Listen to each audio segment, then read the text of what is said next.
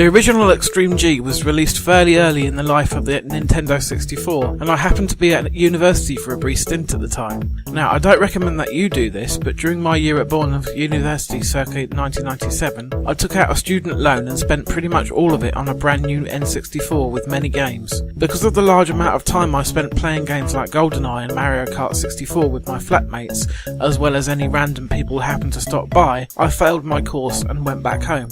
Despite that, it still lives on in my memory as one of the most enjoyable periods of my life. The Nintendo 64 was a fantastic console and had some great games for it. As it turned out, after buying Extreme G on a whim, it was a decent enough game but not brilliant.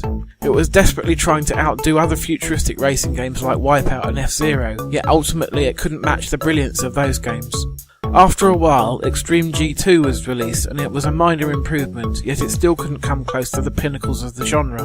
When Extreme G3 eventually appeared on the PS2 and GameCube this time, I pretty much ignored it, and until recently I wasn't even aware of XGRA's, Extreme G Racing Association, existence. A few months ago, Derek from CGR Undertow reviewed it, and I liked what I saw in the video as well as what Derek had to say about it, so I looked it up on Amazon and there was a used copy for £3, which is less than a cup of coffee or a sandwich in most cafes these days, so I ordered it without hesitation. I'm glad to say it's well worth the asking price as well, as XGRA is a fast, fun and smooth futuristic racing game. The franchise has come a long way since the early days, that's for sure, yet you can still see the roots of the series in the use of the supersonic motorbikes instead of cars or floaty ships, which are more commonly seen in this type of game. I think the graphics look very nice, there's a large amount of detail, the track designs are clever, and the whole thing shifts along rapidly as you would hope. The only negative aspect is that the visuals can be a little bit murky from time to time.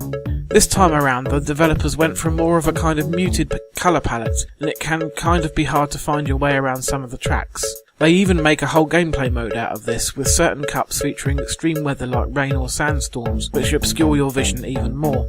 The game has a fairly solid soundtrack featuring both dance and rock music that can be chosen separately or as a mixture of both. I do like the dance music, it's exactly the sort of thing I was listening to at that point in time, primarily featuring BT. The rock side of things, however, is shite in my opinion. Give me classic stuff like Bad to the Bone and Born to be Wild as featured in Rock and Roll Racing, and not this shouty bollocks with bad drum and bass in the background.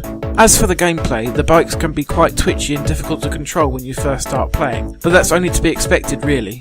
Gentle use of the thumbstick and a decent knowledge of the track, including boost pad placement, will see you through the first few divisions fairly easily.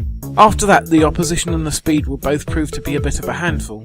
By picking up green orbs that are dotted around the tracks, you will advance between power-ups that include Vampire, which leashes onto nearby racers and steals some of their energy to top yours up, mines, shields, and more. As you win races and also achieve secondary contracts, such as beating a certain racer, you will be awarded more and more weapons like the Rapier, which shoots a beam from either side of your bike and cuts through the opposition quite handily.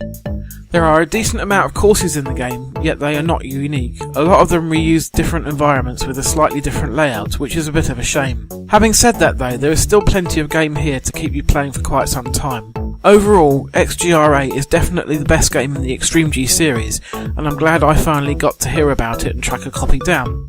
Next week, I'll be taking a look at another game starting with the letter X, X-Men Legends, so catch you again same time next Tuesday.